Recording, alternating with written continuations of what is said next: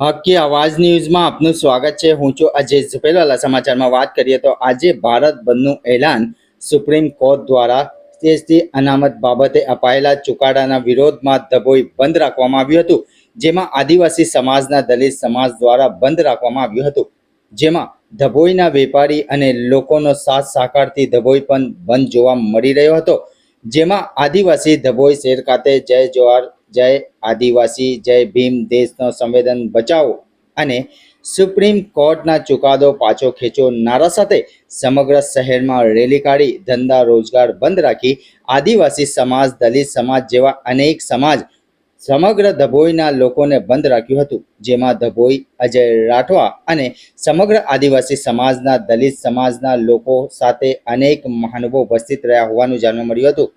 Report Rafiq Mansuri.